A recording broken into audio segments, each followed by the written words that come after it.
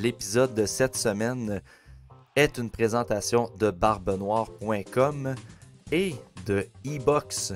Utilisez le code promo PM1736 pour sauver un 25$ de rabais sur votre facture Internet. Dans l'épisode, on parle de notre top 10 des meilleurs espoirs du Canadien de Montréal. Donc, c'est la dernière partie de notre décompte concernant les espoirs du CH. Si vous voulez consulter les épisodes d'avance, que vous voulez avoir des game reports, des rapports de match sur les espoirs de votre choix, si vous voulez avoir accès à des vidéos d'observation d'espoir pour le repêchage 2024, visitez le Patreon/TSLH Podcast pour consulter nos forfaits afin d'avoir du contenu exclusif sur le podcast et pour le TSLH Espoir. Les liens sont dans la description, donc n'hésitez pas à les consulter. Sur ce, bon épisode.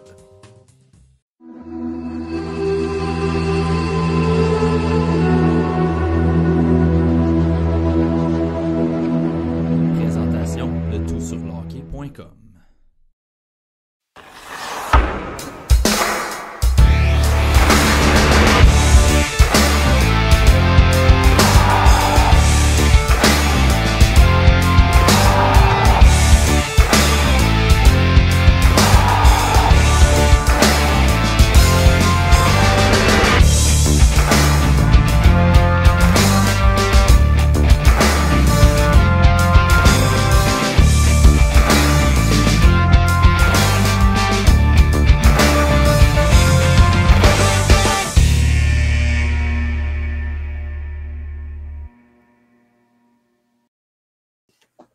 On rentre dans le top 10. 10e rang, Pascal. T'as placé qui? J'ai Fowler. Jacob Fowler. OK, je l'ai 9e. Fait que, tu sais, on peut en discuter. Mais tu sais, au TSLH Espoir, on a... Tu sais, toi, moi, Simon Servant, on a pas mal la même façon un peu de voir les choses. Sébastien, il y en a un autre, ce qui est vraiment intéressant de façon de voir. Il a vraiment une bonne mémoire, tout comme Simon Saint-Laurent, qui amène la diversité un peu. Tu sais, on a une diversité quand même, mais on a quand même une façon similaire de regarder le hockey et de l'évaluer à long terme. Fait que ça ne m'étonne pas qu'on ait quand même des choix qui sont... T'arrêtes pas de me copier de toute façon, c'est une joke. Mais Jacob, ça date de 2020, c'était une sad joke. Là. Fait que Jacob Fowler, on l'a vu aussi dans les entrevues. C'est un gars vraiment facile à faire du PR avec, là, comme Caulfield. C'est vraiment facile de faire du PR. Il est très naturel, souriant. Il est vraiment contagieux comme gars. T'sais. Puis sur la glace, mais si vous ne le connaissez pas, on va vous le montrer cette année. On va en parler beaucoup probablement cette année. C'est vraiment un gamer. Il donne la confiance à tout le monde. Moi, personnellement, je le vois dans la nationale de hockey. Je l'ai 10e parce qu'on manque d'échantillonnage sur le volet international. Puis c'était la USHL. Il était dominant partout qu'il est allé. Fait que j'ai hâte de le voir contre la meilleure compétition puis dans la NCAA pendant minimum 2 ans. Ça va probablement être 3. Bon, on verra là. Fait que j'ai hâte de voir contre ça pour confirmer l'évaluation du TSLH Espoir. De moi puis toi, en fait, parce que c'est moi puis toi qui l'aime beaucoup. Moi, j'avais Augustine avant lui. C'est bien correct. Mais je l'avais quand même en première ronde, Fowler, parce que je le vois dans la ligue. Puis, pour les gardiens de but, c'est rare que j'évalue ça pour... Ils vont jouer dans la Ligue nationale de hockey. Puis lui, j'ai vraiment la misère à ne pas le mettre dans la Ligue nationale de hockey. Fait que... we'll see. Puis, avec son petit menton de bébé, il y a vraiment du conditionnement physique à travailler, ce gars-là. On le voit. Là. Fait que s'il améliore ça en plus, j'ai vraiment hâte de voir ces matchs. Hein.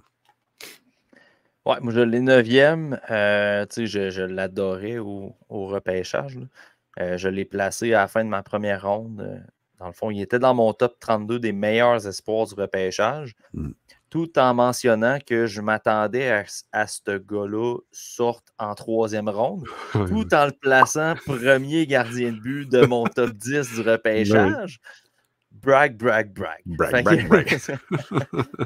mais n'est pas pour vrai, sorti premier gardien de but, il est sorti troisième, mais le Canadien l'avait premier. Fait que, c'est comme. exact.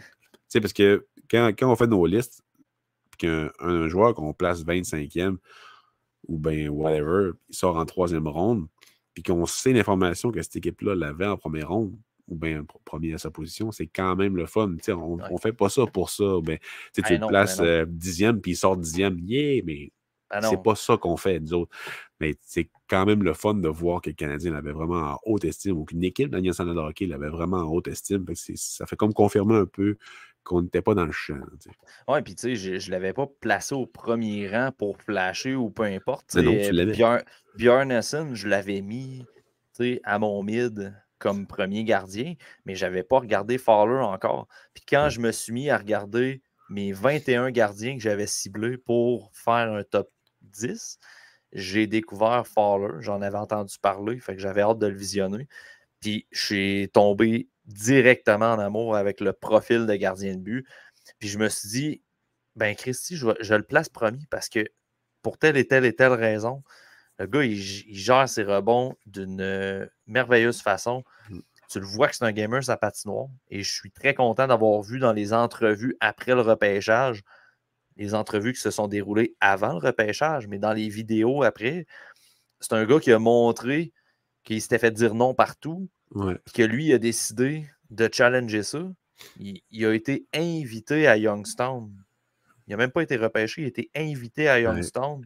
Ah, viens au camp, on va regarder ce que tu as l'air. Finalement, c'est le gardien de l'année dans USHL cette année. Tu sais, ça, c'était pas des données que j'avais quand j'ai évalué Fowler. Fait que c'est sûr que je suis vraiment content du dénouement de tout ça. Mais tu sais, je le dis même pas par prétention. C'est juste que je suis content de voir comment ça a viré. Mais c'est pas fini, là. C'est vraiment pas fini. Dans un an, Fowler peut être dans mes mentions honorables parce que ça n'a pas bien été. Puis qu'il n'y a pas eu de progression. On ne le sait pas, ça. Mais à ce jour, je pense que c'est quand même légitime de le mettre dans le top 10 des meilleurs espoirs. Je l'ai 9e. Puis je vais continuer à le suivre avec mes rapports hebdomadaires pour le podcast, pour le bundle des espoirs, pour les membres Patreon.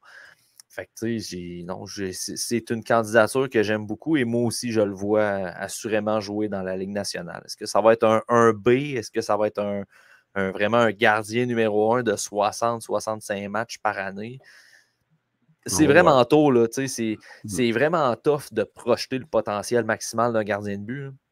Puis ça, quand j'ai fait mon top 10, c'était vraiment quelque chose que je ne voulais pas trop m'avancer parce que c'est dur d'évaluer le potentiel d'un gardien rapidement comme ça.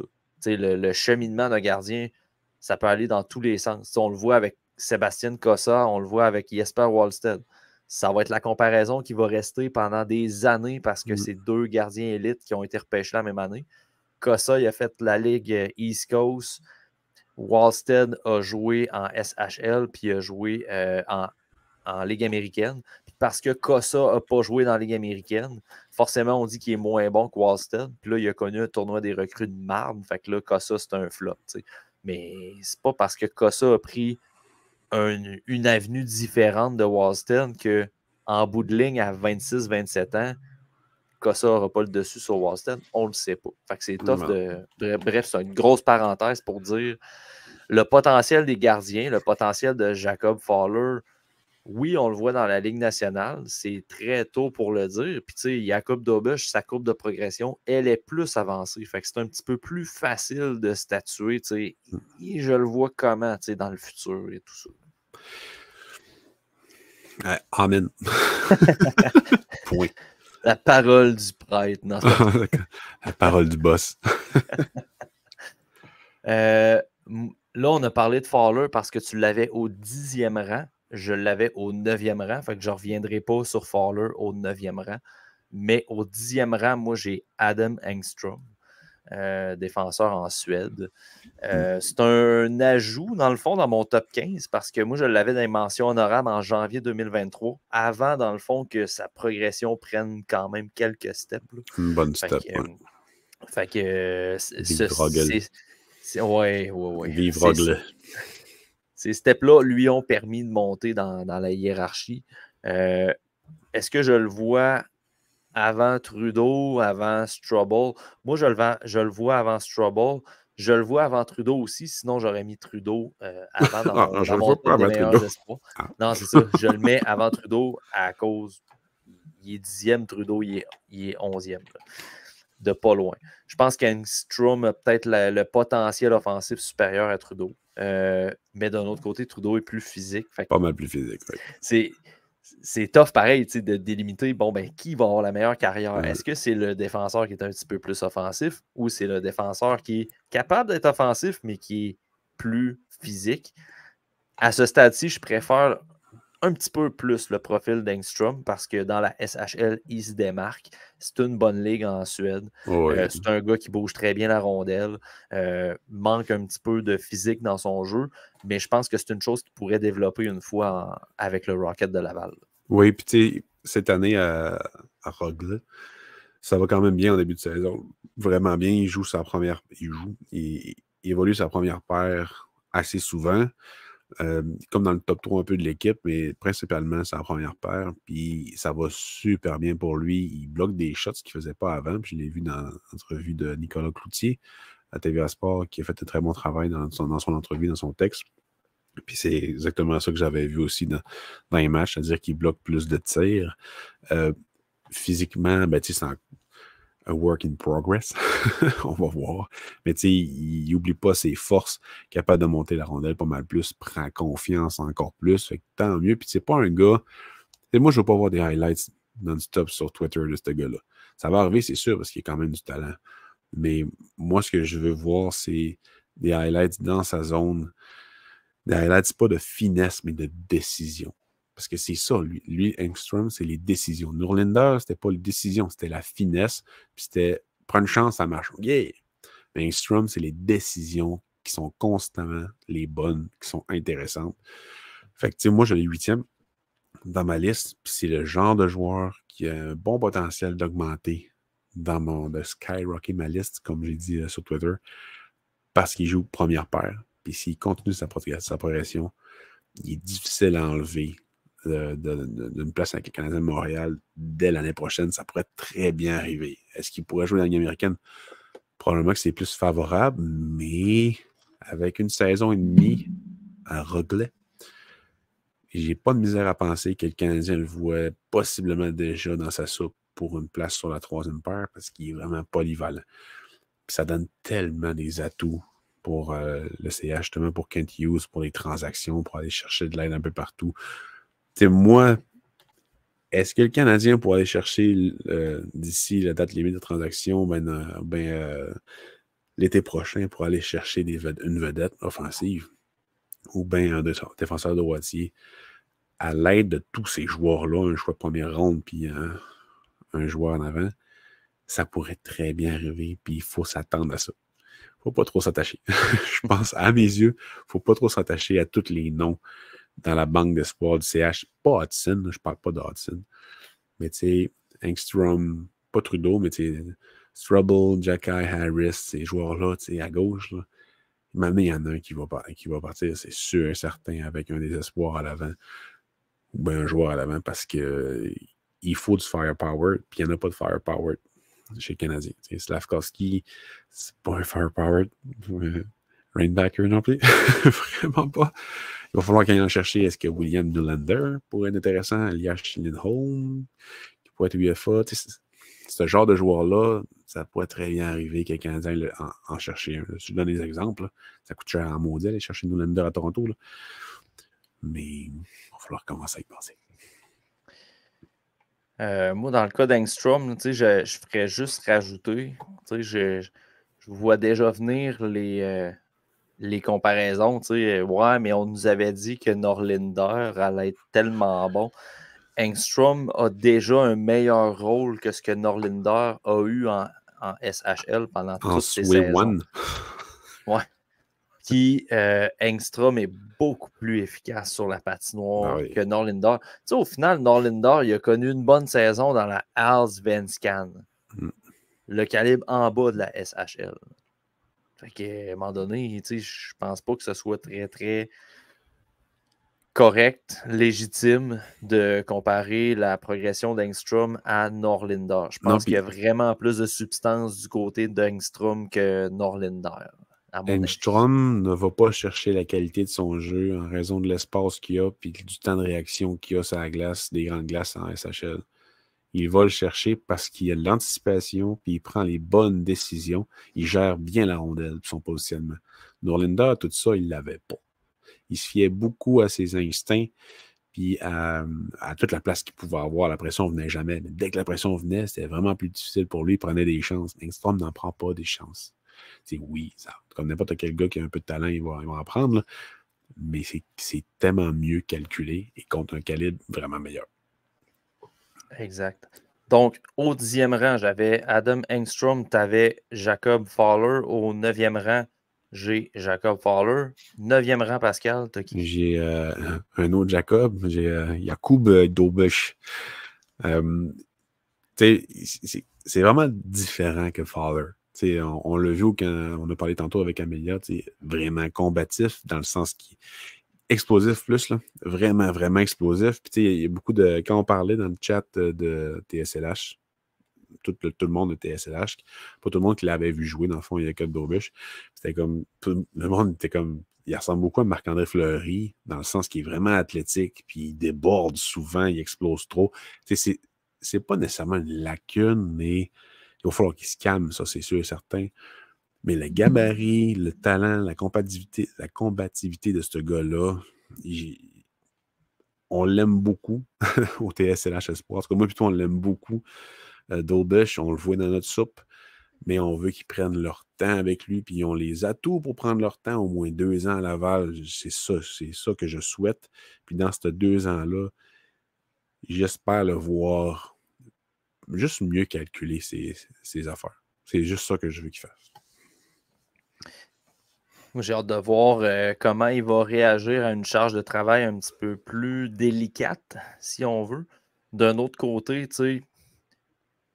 oui, il va garder moins de matchs devant le filet avec le Rocket que ce qu'il faisait avec les Buckeyes.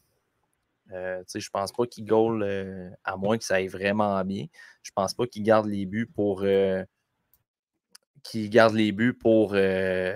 back-to-back. Mais je pense que le fait justement d'avoir des pratiques régulières, parce que j'imagine que le Rocket va pratiquer plus que ce que dans la NCAA, les Buckeyes faisaient. Je pense que Jakub Dobeš, ça va être à surveiller. Le fait de nombre de matchs de moins, mais d'entraînement de plus qu'il va avoir à faire cette saison. Dobeš, c'est un gars qui est très, très compétitif, mais c'est un gars qui peut aussi retomber dans ses mauvais plis. L'année passée, c'était ça qu'on voyait pour lui. C'était un gars qui, souvent, il a eu de la misère au niveau de son positionnement. Il était un petit peu trop creux dans son filet, un petit peu trop renfermé. Puis là, on voyait au tournoi des recrues, Amelia nous en a parlé tout à l'heure, des fois, il avait tendance à être trop avancé sur le jeu. Fait que, des mauvais plis comme ça, souvent, il a tendance à retomber là-dedans. Ça va être vraiment de se grounder mentalement pour la charge de travail de la Ligue américaine. Ça, j'ai vraiment hâte de voir ça. Moi, dans mon cas, Dobeš, je l'ai un petit peu plus haut dans mon ranking. Toi, tu l'avais 9e, Pascal. Oui. Mais on a quand même une certaine logique qui se suit, toi puis moi, c'est que Dobeš est encore en haut au niveau du top que Fowler. Ça sera surveillé à la fin de la saison. On a plus de données aussi sur Dobeš. C'est ça aide un peu notre évaluation. Et surtout, Dobeš a une progression quand même assez intéressante depuis sa sélection. Yes. 8e rang, j'ai Emil Heinemann. Je sais. T'as-tu la même chose? Non, j'ai Engstrom, mais Heinemann, il est 7e. Moi, au 8e rang, j'ai Heinemann. Je l'avais 9e en janvier 2023. Petite hausse, mais c'est vraiment son arrivée avec le Rocket de Laval l'année passée. Il a très bien joué. Il était à la bonne place physiquement. Dans le fond, il ne passait pas 2e, mais vraiment pas. Il passait souvent premier. C'était lui qui initiait les contacts. Il ne se faisait pas déstabiliser non plus par les contacts. C'est un gars qui s'est démarqué avec son tir également. J'ai bien aimé sa prestance dans le vestiaire. C'est une chose que je peux rajouter de façon plus personnelle parce que moi et Jess, on l'a côtoyé après les matchs. C'est un gars. brag, brag, brag. Mais non, mais tu sais, c'est un gars. Tu sais, il est arrivé en pleine course pour les séries, puis tu le voyais dans le vestiaire, il était droite comme une barre, puis lui, ce qu'il disait dans le blanc des yeux, moi, je suis là pour que le Rocket se qualifie en série. C'était carrément ça qu'il disait. Oui. Fait que tu voyais qu'il y avait l'instinct du tueur en lui. Puis dans ses paroles, dans son non-verbal, ça se traduisait aussi sur la patinoire. Fait que moi, il m'a vraiment impressionné à son arrivée dans la Ligue américaine. J'ai hâte de voir pour la suite. On en a parlé en début d'épisode. On en a parlé aussi dans le dernier épisode. Fait que, est-ce qu'il va commencer à Montréal? Là, je ne penserais plus à cause de Pearson. Mais candidat à un rappel assurément là, cette année. Oh oui, puis moi je l'aime bien depuis son repêchage. C'est vraiment quelqu'un que j'avais quand même assez haut là, dans ma liste. Puis il fait juste confirmer. Ça m'a fait peur un peu ses blessures. Dès qu'il a été acquis par les Canadiens, il a été blessé en Suède. Puis ça aussi coup ça quand il est revenu au jeu. Mais quand il est arrivé ici, ça va super bien. Il avait identifié, il a dit souvent qu'il faut qu'il tire plus au net, puis on l'a vu encore, comme Amélia a dit, c'est vraiment ça. Il tire pas assez au net, c'est pas assez constant, c'est vraiment son arme principale. Puis à Laval, ça allait quand même bien, mais ça aurait pu être encore plus. Fait que, tu sais, s'il règle ça, ben, c'est plus constant, dans le fond, qu'il réussit plus à voir les lignes, puis à se faire de l'espace, puis vraiment à attaquer ce qu'il faut, ben, c'est dans la Ligue nationale qu'on va le voir. Parce qu'il a tous les atouts. Puis en plus, il n'est pas mauvais défensivement, capable. Très létal en échec avant, quand ça y tente. Pas quand ça y tente parce qu'il ne travaille pas, mais quand il est vraiment dans ce genre de mindset-là, il a absolument tout pour réussir à être dans un milieu de formation. C'est vraiment le genre de joueur qui va cimenter un duo là, talentueux, des duos talentueux chez les Canadiens. Il y a juste de ça. Ouais, puis aussi. Avec Newhook et Slavkovski à long terme, je pourrais le voir là. Avec Suzuki ou Caulfield, je pourrais le voir là aussi. Avec Doc, puis un autre, je pourrais le voir là aussi. Farrell, à l'époque. Ouais, Farrell, ou bien pas Anderson. Moi, Anderson, je ne veux pas avec un jeune. Mais il y en a que j'ai oublié tout le temps. Là.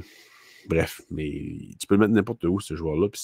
C'est pour ça que je l'aime beaucoup, ce style-là. Tu peux le mettre n'importe où. Puis il va être utile. Il va être assurément utile pour le power play du Rocket cette année. C'est un outil. Jean-François Houle l'a utilisé à cette sauce-là l'année passée, puis ça a fonctionné. Fait que je pense que ça va être pas mal le point de chute, si on veut, du power play du Rocket. Là, ça va pas mal être Emil Heinemann cette année. C'est un autre joueur qui amène les autres par le haut. Tu veux jouer dans la ligue, il faut que tu fasses ça. Oui, exact. Exact.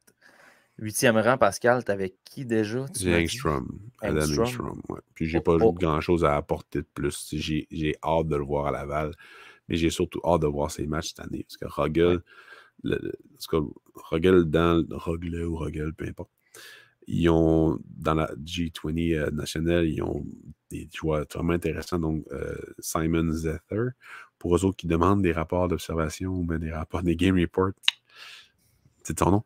Mais, fait que c'est vraiment un programme le fun à regarder jouer. Puis en plus, il y a Adam Engstrom. Fait que c'est pas déplaisant à regarder cette équipe-là. 7e rang, j'ai Jacob Dobusch. On a quand même parlé grandement. Je l'ai mentionné dans des podcasts, dans des rapports d'observation l'année passée, des rapports hebdo et tout. J'aime cette année qu'il sorte de sa zone de confort. Je le disais tantôt, là, moi, j'ai hâte de voir avec les entraînements supplémentaires, mais le nombre de matchs diminué, comment il va réagir. Mais je trouvais que dans la NCAA, il était dans une zone de confort au niveau du calibre, au niveau de son utilisation également, puis les mauvais plis ressortaient. Là, il va falloir, c'est ça, il va se regrounder à j'ai un poste à gagner. Puis c'est un gars qui est combatif, c'est un gars qui est compétitif, Puis Caden Primo, va falloir qu'il regarde dans le miroir en arrière.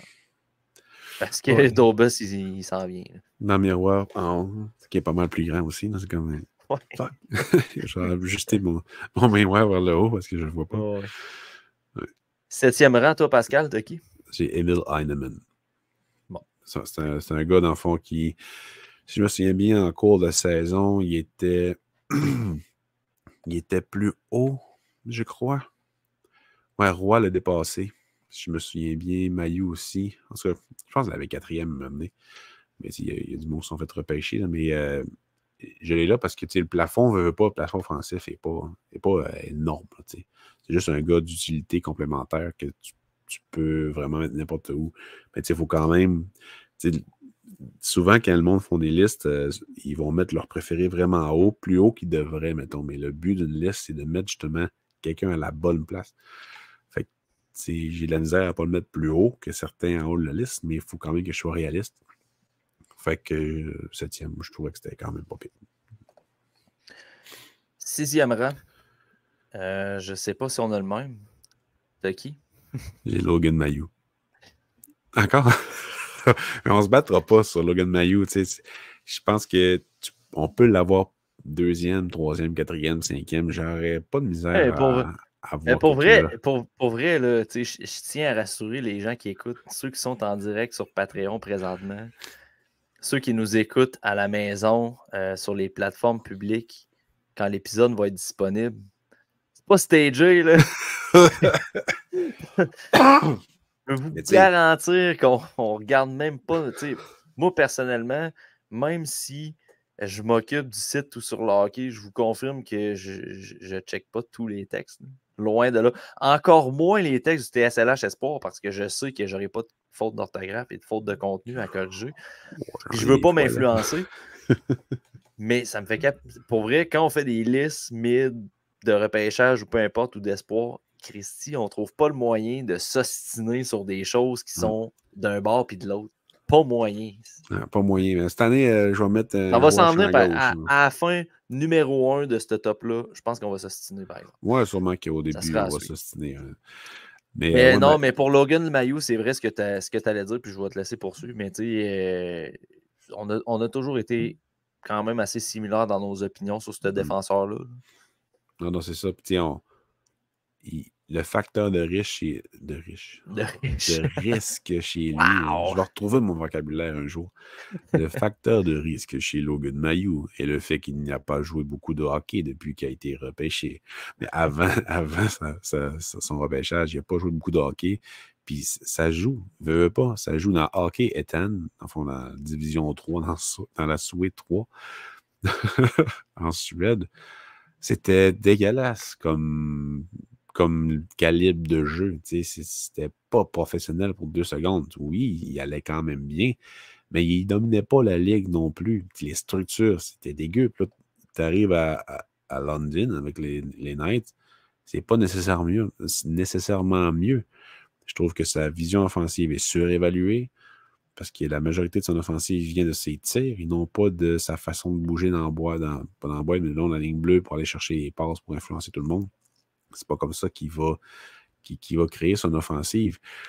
J'ai beaucoup de misère à le mettre plus haut, mais le potentiel, le profil, le toolkit de ce joueur-là, il est vraiment off the chart. Il est vraiment fort. Son tir, sa mobilité est incroyable. Il est quand même combatif quand ça y tente, mais il utilise tellement mal ses atouts des fois que moi, j'ai pas le choix de le mettre plus bas dans ma liste à cause de ça. Mais je le vois dans la nationale de hockey, c'est sûr, certain. Est-ce que ça va être un spécialiste d'avantage numérique? Si c'est ça, tant mieux. Sérieusement, tant mieux. N'importe quelle équipe a besoin d'un défenseur droitier avec ce tir et sa mobilité-là. Surtout à ce prix-là pour 3, 4, 5 ans, pas cher. C'est sûr que c'est utile, ce genre de joueur-là. Puis en plus, c'était juste un 30e, 31e choix au total. Ouais. Même j'avais des gars avant lui, mais je peux comprendre. C'est pas grave. On s'entend qu'un choix de fin de première ronde, si ce gars-là joue dans ton alignement de façon régulière, C'est un win. Tu sais, quand il va être vraiment à maturité pour jouer dans la Ligue nationale, tu le dis, c'est un win. Si ce gars-là joue sur ta deuxième paire à 5 contre 5, mais qu'il joue sur le premier powerplay et c'est un gars de spécialité pour le powerplay, c'est encore plus qu'une win. Ah oui. C'est pas grave si Mailloux ne devient pas un gagnant du Norris. Je pense pas qu'il y ait le potentiel de ça. D'un autre côté, on le sait pas, le CH peuvent acquérir des joueurs étoiles dans 3 ans. Que là, offensivement, ben, Mailloux par la bande, il ramasse des points à côté, puis sur le power play et tout, puis finalement, il finit à 70 points dans la saison. Ça peut arriver. Là. Mais moi, réalistiquement parlant, sans avoir toutes ces données-là, parce qu'on est dans la spéculation plus que dans la réalité, avec le potentiel qu'il me démontre, je pense qu'un défenseur de deuxième paire à 5 contre 5, avec spécialité sur power play, écoute, je pense que c'est totalement réaliste. C'est très acceptable là, pour Logan Mailloux. Puis, s'il peut améliorer son jeu physique, parce que c'est pas un gars physique, il faut arrêter, là, c'est un gars indiscipliné, c'est pas pareil. S'il peut améliorer ça avec des gars comme Trudeau, avec des gars comme Strubble, en défensive, ça va sûrement l'aider. Là, ça m'aiderait beaucoup à juste enlever plusieurs facteurs de risque le concernant pour dire, OK, il a sa place dans le national de hockey régulier chez les Canadiens. Il y a ça qui m'aiderait beaucoup à confirmer son statut d'espoir A. Exact. Donc, Logan Mailloux, 6e rang, les deux, on l'a à cet endroit. 5e rang, Pascal, j'imagine qu'on va encore avoir le même? Ou... C'est un Québécois. Je suis tanné. On peut-tu finir ce podcast-là? Bye tout le monde. Ouais, j'ai Joshua Roy. Ah, ben là, moi, j'ai pas lu, par exemple. Là. J'ai Miguel Tourigny. Moi. Ah ouais, c'est ça. On veut pas rire de Miguel Tourigny, mais non, pas ça tout. serait... Sérieusement, j'ai cherché un Québécois dans le pipeline pour faire le gag, puis c'est Miguel Tourigny qui m'est venu en tête. C'est vraiment pas pour rire de Miguel. Non, j'ai Joshua Roy, moi aussi, au 5e rang, mais moi, il a baissé, par exemple. Il a baissé, moi, versus janvier 2023. Puis je vais être capable de l'expliquer, par exemple, mais je vais te laisser entamer le pourquoi du comment tu l'as 5e. Moi, je me rappelle plus il était où, mais il était sûrement dans ce range-là, entre 5 et 7, là, je me rappelle plus. Mais tu sais, c'est la progression. C'est la progression qui est vraiment intéressante. Il pourrait être en haut de Beck, il pourrait être en haut de Farrell dans mon top. Mais c'est vraiment la constance. Oui, au championnat du monde junior, sur l'international, il était capable de démontrer qu'il jouait sur 200 pieds. Mais dans la LHJMQ, alors qu'il était le number one de son équipe, ça n'arrivait pas tout le temps, alors que c'est ça qui te permet de gagner des matchs. Puis c'est ça qui me gossait un petit peu. T'sais. Mais la façon que le Phoenix a encadré ce joueur-là, ça m'impressionne. Vraiment, vraiment beaucoup. Je suis vraiment content de sa progression à Roy. Puis il a acheté le plan, dans le fond. Est-ce que là, rendu à Laval, il va frapper un mur? Je ne penserais pas parce que le talent, il est là. Puis il a de l'air travaillant. Même s'il conquit un petit peu, puis ça glace, il se laisse glisser de temps en temps, je pense que sous Jean-François Houle, contre des hommes, il n'y aura juste pas le choix, comme disait Amélia. Fait que je l'ai 5e pour être plus haut, c'est sûr et certain. Il va probablement finir plus haut à la fin de l'année, mais je pense que ça a quand même l'allure. Puis c'est clair que je vais jouer dans le National de hockey d'ici 2-3 ans, ce gars-là. Puis j'espère que ça va arriver, parce que c'est du cheap labor vraiment de qualité. J'ai l'impression que Stéphane Julien et Jean-François Houle sont les mêmes types de coachs dans leur philosophie. C'est vraiment une impression parce que j'ai jamais eu l'occasion de parler nécessairement à Stéphane Julien, mais avec les reportages faits par la LHJMQ sur son parcours et tout, j'ai comme un peu l'impression que ça pourrait bien fitter là, pour Joshua Roy. Fait que, moi, je ne suis pas tant inquiet à son niveau pour sa saison avec le Rocket. Pourquoi Joshua a baissé? Moi, je l'avais 3e en janvier 2023. Il est 5e en date de septembre 2023. Il n'a pas baissé à cause qu'il a mal joué. Vraiment pas. Moi, j'avais Lane Hudson au 5e rang. Il a monté. Puis David Runbacker a été drafté. Ouais, c'est ça. C'est vraiment juste ça. J'allais pas faire de déclaration incroyable au sujet de Joshua Roy. C'est par la force des choses, il a baissé un petit peu. Mais je l'ai quand même encore en arrière de Sean Farrell. Aussi. Toi, tu l'as-tu 4e, Sean Farrell? 3e. OK. Ben, écoute, et depuis le début, tu mets Beck avant. Ouais. Depuis l'année passée, tu mets Beck avant Farrell. Puis moi, je mets Beck en arrière. Ouais, ben ça n'a pas bougé, en fait. En fait, là, on y vient, là, mais mon top 3 de janvier a reculé de 2 places. Fait qu'on aura l'occasion de parler des 2 premiers rangs, là, mais pour Joshua Roy, moi, ce que je vais observer, c'est son patin dans la Ligue américaine. Est-ce qu'il va être capable de suivre le rythme de la Ligue américaine? Tu sais, des fois, on a tendance à se dire, ben, la Ligue américaine, c'est pas une ligue rapide, parce qu'on la compare avec la NHL. Mais pour avoir eu des discussions avec des joueurs, avec des coachs, avec des recruteurs ou peu importe, la Ligue américaine est plus rapide que le junior et de loin. Ben oui. C'est plus rapide que bien des ligues en Europe.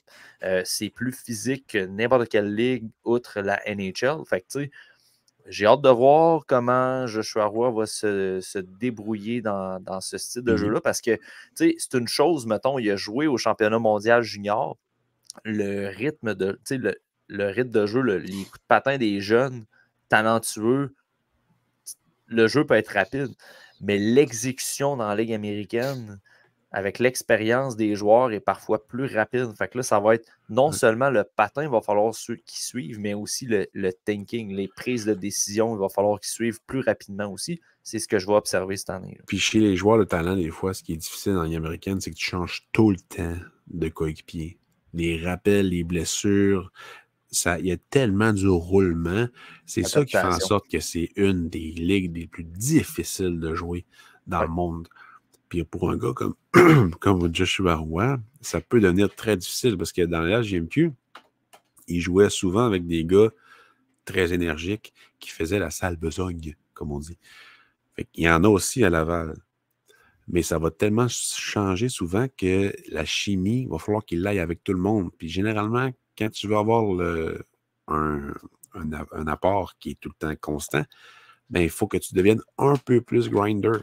Fait que c'est ça que je veux voir de lui. Je veux voir son impact constant, l'effort. Puis tout. C'est ça qui va faire la différence pour moi. All right. Au 5e rang, les deux, Pascal, on avait Joshua Roy. Au 4e rang, ça va être différent, toi puis moi. Qui as-tu au 4e rang? J'ai Owen Beck. Owen Beck, all right. Je l'ai 3e. Fait que... ouais. Owen Beck, moi, il est 4e. Il est en arrière de Sean Farrell. On en a parlé tantôt. Un peu déçu de son arrivée avec Peterborough. Une chance, ça a quand même changé, mais son rôle n'était pas pareil qu'avec son ancienne équipe. Là. Mais c'est ça, là, si je me souviens bien. C'était pas pantoute pareil. Puis je pense qu'il a eu la misère à s'adapter au fait qu'il n'était pas le joueur de l'équipe, qui avait vraiment plus un joueur de soutien. Chose que Yann Michak, mettons, avait très bien fait. Alors, tu veux me donner mon responsabilité? Parfait, je vais continuer à produire un petit peu, mais je vais donner de l'effort, puis ça a très bien été. Mais Owen Beck, j'ai trouvé qu'il y avait plus de misère, mais en équipe, ils ont vraiment eu la misère, Peterborough. Mais pendant les séries, ça a vraiment bien été pour Owen Beck. Puis, ça n'a pas fait peur pour l'adaptation, parce que l'année passée, dans le camp, ça a super bien été. Cette année, je m'attends aussi à ce que ça aille bien. Lui, il se voit dans le national de hockey. En fait, n'importe quel joueur de son statut se voit dans la ligue. C'est sûr qu'il dit je veux jouer dans la ligue, je vais tout donner pour jouer là. Il n'aura pas sa chance, sauf s'il y a des blessures, ça c'est sûr et certain. Mais je pense qu'il pourrait quand même. Je pense qu'il pourrait, mais ce qui est le mieux pour lui, c'est vraiment de retourner dans la OHL pour encore plus développer physiquement, rapidité, oui, mais c'est vraiment plus constance dans la production offensive et dans gérer ton statut dans une équipe comme ça. C'est vraiment ça qu'il faut qu'il fasse. Puis dès la fin de la saison, je pense pas qu'il va réussir à venir à Montréal, mais peut-être à Laval. Si ça va bien, ça pourrait peut-être arriver, là. Mais j'ai hâte de voir cette année son statut dans la OHL, parce que je m'attends à ce qu'il soit un des meilleurs joueurs de la Ligue à tous les niveaux. Parce qu'il a démontré défensivement, c'est un des meilleurs. Mise en jeu, c'est un des meilleurs. Offensivement, pas assez constant. Là, il faut que ce soit ça. Il faut qu'il soit constant. Moi, pour ma part, Owen Beck est 3e, Sean Farrell est 4e. Toi, c'est l'inverse. Ouais. Moi, j'ai toujours Beck avant Farrell, simplement parce que c'est le NHL Readiness ou la certitude de trouver un poste dans la Ligue nationale.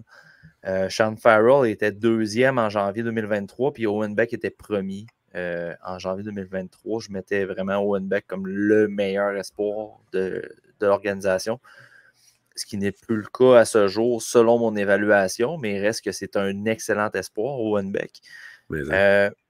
Il a baissé pas juste parce que Reinbacker et Hudson ont monté. Il n'y a pas de cachette.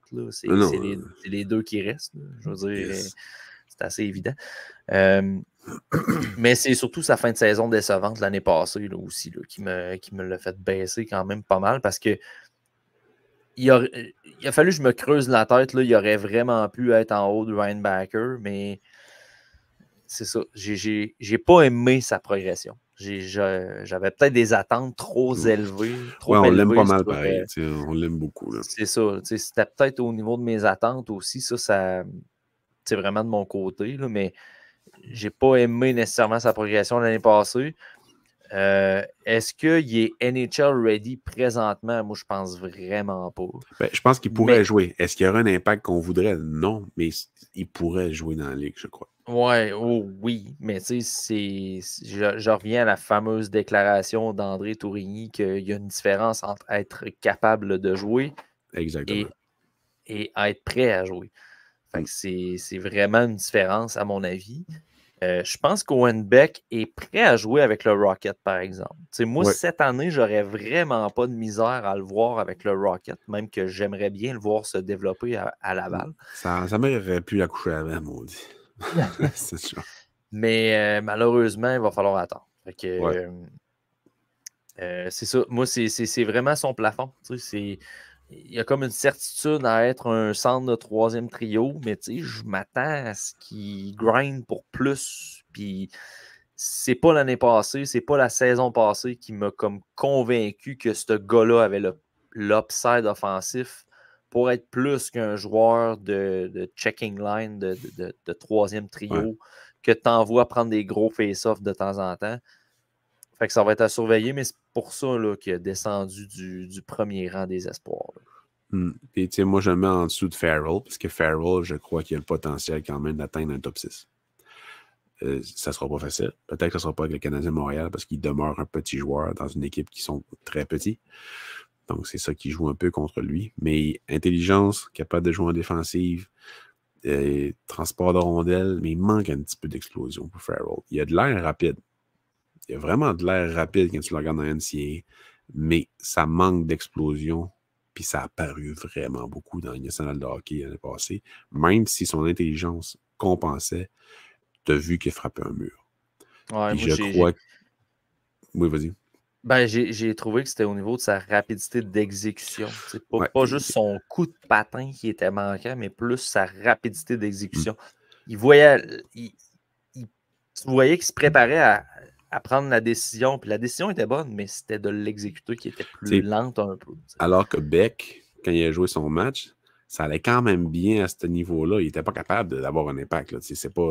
Mais il n'était pas complètement out of place. Farrell, ça a été plus long qu'un match, mettons, que 2 périodes comparativement à Beck pour commencer à avoir un impact quand même dans la game. Fait que Farrell, son passage à Laval va être vraiment important. Puis, mais j'ai confiance en Sean Farrell, vraiment, vraiment beaucoup. Puis ça fait longtemps qu'on root pour lui. J'espère que ça va se produire, qu'il va jouer pour les Canadiens de Montréal. Est-ce que ça va être le premier, deuxième, troisième trio? Je ne sais pas. Mais lui et Beck, sérieusement, ça serait quand même pas dégueu de les voir ensemble parce qu'ils ont un profil pas similaire, mais quand même complémentaire parce qu'ils sont Ouais, complémentaire. très intelligents. Beck est peut-être un peu plus physique, mais Mais plus Farrell est. rugueux. Ouais, Plus plus rugueux. rugueux. Mais Farrell est difficile à enlever de la POC, il est difficile à battre à 1 contre 1. Fait que, tu sais, c'est deux gars qui sont très modernes puis qui sont quand même durs à départager. Moi, j'ai Farrell avant parce que je crois que son potentiel offensif est un peu plus élevé. Mais il est 5 et 9, c'est sûr, ça joue contre lui. Tu vois que c'est là que c'est. Tu sais, on le dit souvent, mais c'est l'appréciation des qualités, du potentiel versus comment on. Tu sais, moi, je mets Risque. Farrell en arrière de Beck, tout en sachant que Farrell a plus d'upside offensif que Beck. Fait que je suis d'accord avec ce que tu dis. Sauf que moi, personnellement, je pense que Beck a peut-être plus de chance, plus de certitude d'avoir une chaise fixe dans la NHL. Puis il y a une chance d'aller chercher une chaise plus haute dans la NHL. Tandis que Farrell, effectivement, il peut aspirer à une chaise top 6 au niveau de l'offensive. Mais je ne vois pas ce gars-là jouer sur un troisième, quatrième trio parce qu'il y a des éléments qui manquent dans son jeu, notamment sur l'aspect physique et tout. Mais, tu sais, Farrell, tu le mets sur un troisième trio d'une équipe aspirante, que ton troisième trio, il est offensif aussi, puis il va avoir sa place pareil. Ben oui, c'est ça. Je peux comprendre un peu le thinking. Rendu là, il y a aussi de l'appréciation de profil et tout. Ouais, c'est ça, c'est juste la tolérance au risque, au facteur de risque entre les deux, c'est vraiment juste ça. Ouais, moi, mon comptable, il te dirait que j'ai pas bien de tolérance au risque. On n'est pas bien là-dedans, mais je ne perdrai pas ma job parce que j'ai mis Farrell avant Beck. Fait que c'est pas un problème. Il y a ça aussi, tu sais. Ouais, on risque d'avoir le même débat parce qu'au numéro 2 et au numéro 1, on a les mêmes joueurs, mais pas dans le même ordre. Ouf! Moi, au deuxième rang, j'ai David Reinbacher. Je dis tout le temps les deux formulations parce qu'on attend vraiment la validation de Pierre Houd pour savoir comment on le dit. Le droit Mais de Renbacher. ouais, je pense que oui. Puis Lane Hudson est premier. Lane Hudson, un gars que je m'étais fait un peu trasher parce que je l'avais cinquième en janvier 2023. Mais c'est parce que moi, je suis lent à convaincre. Ouais. Et il y avait un bon début de saison, mais j'étais comme, ouais, mais là, attends un peu, là, on va attendre de voir. Puis finalement, à la fin de la saison, j'étais comme, il est tellement bon. Ah oui, il est bon. Puis tu sais, il est vraiment bon. Vraiment, vraiment, vraiment. Mais il y a des défauts. Il y a tellement du hype autour de lui. Ouais, ça, c'est talent. Je l'ai dit en cours de saison, c'est tranquillement pas vite, il est en train, pas tranquillement pas vite, ça a été explosé. Il est un des plus surestimés des Canadiens de Montréal parce qu'on le voit vraiment haut, alors qu'il va probablement finir sur une deuxième paire, tu sais, comme spécialiste d'avantages numériques, 55, un petit peu de misère, mais quand même utile au niveau de la relance puis de sortir la POC. Mais tu sais, c'est qualités qu'on pense tellement. La majorité de ses défauts, il crée de l'offensive, ça n'a aucun sens. Puis, tu sais, moi, je l'ai deuxième. Parce que gabarit, c'est vraiment le gabarit, les pivots, que ça ne s'est pas beaucoup amélioré. En défensive, je trouve pas qu'il est tant problématique. Mais je pense que ça va être quand même exposé contre plus haut, là, chez les professionnels, comparativement à Renbacher, que je crois que ça va être pas mal moins exposé, même s'il y a un potentiel moins élevé offensivement. Je pense qu'il va avoir moins de misère dans le national de hockey à avoir un impact constant.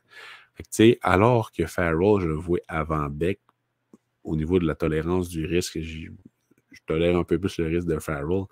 Même Hudson, j'ai la misère à tolérer un peu plus son risque parce que c'est un défenseur de petit Moi, gabarit. tu vois, c'est complètement l'inverse. C'est à l'inverse. C'est correct.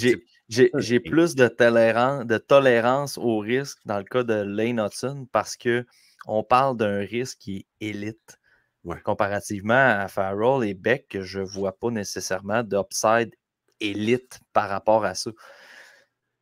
Tandis que Reinbacher, je pense que ça peut être un excellent défenseur général. Même que si on match les deux ensemble sur une paire, Reinbacher va sûrement, Reinbacher va sûrement backer beaucoup d'erreurs d'Hudson sur le jeu Mais Hudson a le potentiel possible. Puis là, je ne veux pas exciter personne en disant ça.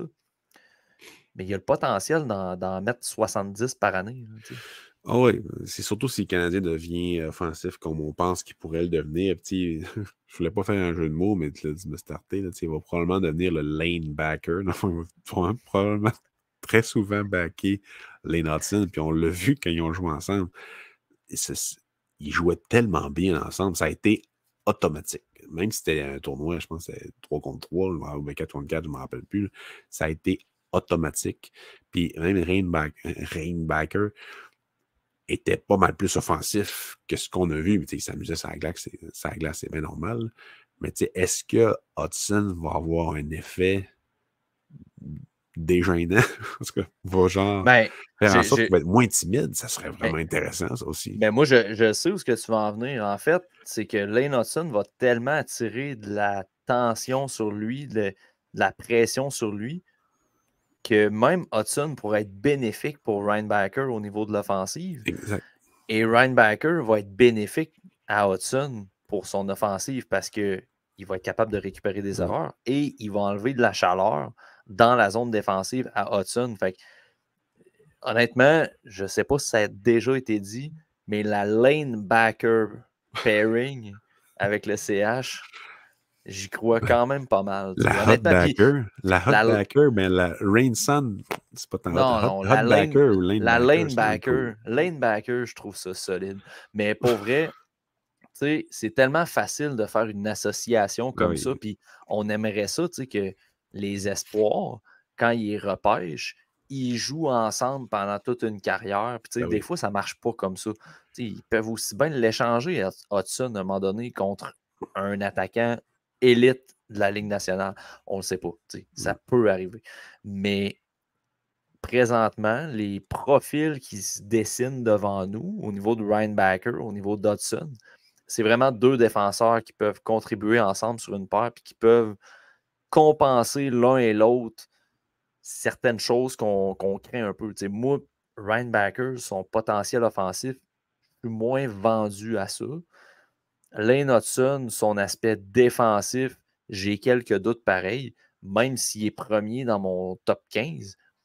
Il n'y a pas un espoir de parfait présentement dans le pipeline. Il n'y a pas de joueur de qualité élite, style Connor Bedard, Logan Cooley, Shane Wright. Je vais me faire tirer des roches parce que j'ai dit Shane Wright. Non, pas chez les auditeurs du TSLH Espoir. Non, mais tu sais, vous comprenez où ce que je veux en venir, c'est qu'il n'y a pas de joueur de qualité élite que tu dis, lui, là, dans la Ligue nationale, c'est carrière assurée. Et succès dans sa carrière assurée. Même Shane Wright, on peut avoir quelques doutes, puis je respecte ça. Là. Mais c'est ça. Même s'il est premier espoir, il y a des doutes pareils. C'est juste que les deux ensemble, on dirait que je trouve que dans leur profil, ils peuvent vraiment compenser les lacunes de l'un puis de l'autre. Ça fit trop, puis tu sais. Hudson et Mailloux, ça fit pas tout. Même les jeux de mots, ça marche pas. T'sais. Mais tu sais, on l'a vu, là, ça a fité direct, puis on n'a pas le choix de les projeter ensemble. Parce qu'ils vont probablement arriver ensemble en même temps, en plus. T'sais. Si c'est pas à Laval, ça va être dans la Ligue, ou un an de différence, mettons. Puis Goulet, peut-être que ça va être avec Mailloux aussi. Fait, on n'a pas le choix de voir ça à long terme chez le Canadien de Montréal. Surtout en avantage numérique, en tout cas pour Mailloux. Là. Mais c'est très intéressant. On voit personne là-dedans qui a vraiment le potentiel élite d'être de premier défenseur, mais si ton top 4, c'est ça, puis que ça va bien, c'est un gros win là, pour les Canadiens de Montréal. Puis si tu ajoutes là-dedans des défenseurs, Matheson va juste aider. Là. Ça va juste huiler le futur de la défensive pour le futur. Fait que je suis quand même emballé par tout ça, mais il faut se garder une gêne parce que ça demeure pas des joueurs parfaits, comme tu dis, là. Mais écoute, quand j'ai vu Hudson, puis comme n'importe quel fan, j'ai vu Hudson puis Reinbacker jouer ensemble, c'était comme quand même très intéressant. Là, il faut qu'il y ait des bonnes saisons, les deux. Il faut qu'ils améliorent des lacunes qu'ils ont. Puis, on verra dès l'année prochaine, dès le printemps, en fait, on pourra les voir à Laval. très hâte de voir ça, parce que les deux finissent assez tôt. Hudson, son équipe devrait se rendre quand même assez loin en NCAA, mais Rainbacker, je pense qu'il avait fini en mars l'année passée ou en février. Fait que ça pourrait très bien être le cas encore cette année. Sur les belles paroles, Pascal, que je m'apprête à dire, mais tu sais, la, la lanebacker line, Pascal, ou la lanebacker pair, la lanebacker pairing. Ouais, la lanebacker pairing. La lanebacker pairing, on peut y croire, on peut y en rêver, tu sais, mais on n'en est pas encore rendu là. Tu sais, il y a du chemin à faire, mais tu sais, on peut se permettre de dire que c'est les deux meilleurs espoirs de l'organisation et c'est des défenseurs. Ce sont des défenseurs. Ça aurait été le fun d'avoir un attaquant là-dedans, mais bon, on ne peut pas toujours espérer. Il est à Montréal, là, Slavkovski. Oui, effectivement. Il aurait dû être un espoir encore à ce stade-ci, mais ils ont fait jouer 39 matchs. 39, 30, en tout cas. Mettons, là, on parle pour parler, on va closer l'épisode là-dessus. Là. Mettons que Slavkovski n'aurait pas joué dans la Ligue nationale l'année passée. Est-ce que tu le places au numéro 1 des meilleurs espoirs du CH? Oui, sans nombre de doute. Oui, moi aussi. C'est même pas un... Parce que je le vois, c'est un premier trio-ish. Slavkovski, alors que les deux autres, j'ai un peu plus de misère, mettons. T'sais. Slavkovski n'a pas une bonne saison, parce qu'il n'était pas prêt. Il n'était pas prêt. Puis on l'a vu dès le départ. N'importe qui a regardé le hockey l'a vu, qu'il manquait quelque chose. Puis quand il jouait, t'es comme, ouf, c'est dangereux pour sa santé. Puis on l'a vu match après match qui se mettait en danger. Puis ils sont entêtés à le garder en haut. Puis c'est bien correct parce que ça a marché avec d'autres espoirs de le garder en haut, d'autres comme Dak, mettons, avec Martin Saint-Louis. Mais ils ont raté leur pari. Donc là, j'espère que cette année, qu'après un 9-10 mois d'entraînement pour lui, que ça va mieux aller. J'ai confiance encore en lui, ça, à 100%. Si j'avais à le considérer comme un espoir, il serait numéro 1, sans l'ombre de doute. Je suis du même avis. Autant que je puisse aimer Hudson, que je puisse accepter et aimer aussi le profil de Reinbacker, même si j'étais moins vendu au repêchage par son profil.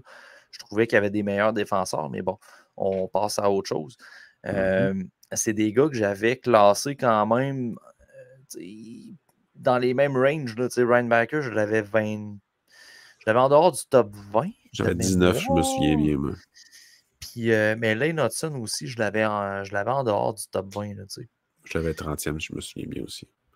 Parce que fait que, tu sais, ouais, c'est ça. Mais tu sais, je veux pas non plus faire Reinbacker, je l'avais 19. Puis Hudson 22, je pense.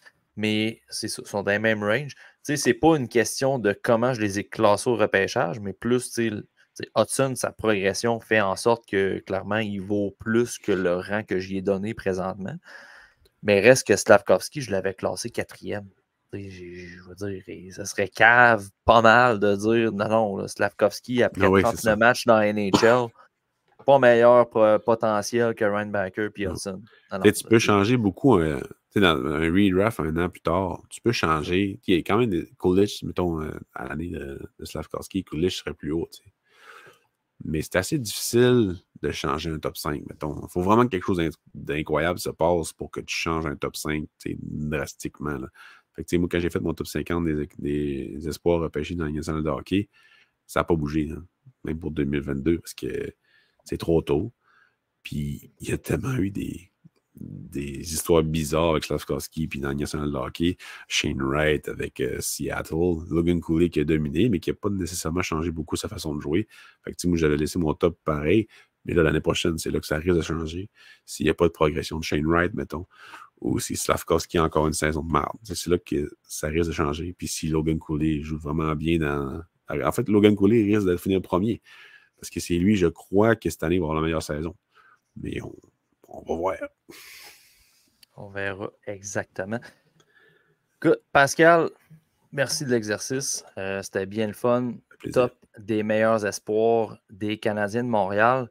Dans les prochains épisodes, on vous réserve plusieurs sujets. On va continuer nos survols des divisions de la NHL pour la saison 2023-2024.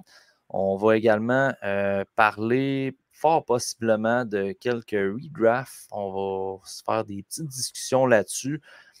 Puis on a eu une excellente question de Marc-André sur notre compte Patreon.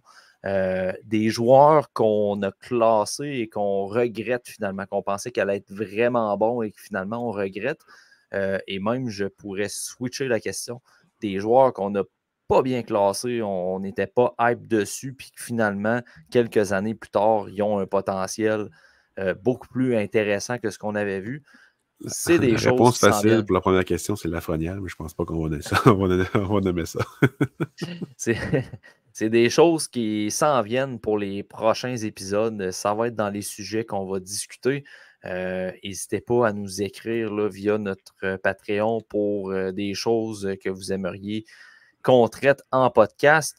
Ceux qui sont aussi abonnés Patreon, n'oubliez pas, mois de septembre se termine dans 10 jours. Vous avez 10 jours pour commander vos game reports, que ce soit des espoirs du repêchage ou si votre forfait vous le permet, des espoirs du CH. On en a livré aujourd'hui. On est bien contents. Nos premiers petits bébés sont partis entre les mains d'un patron.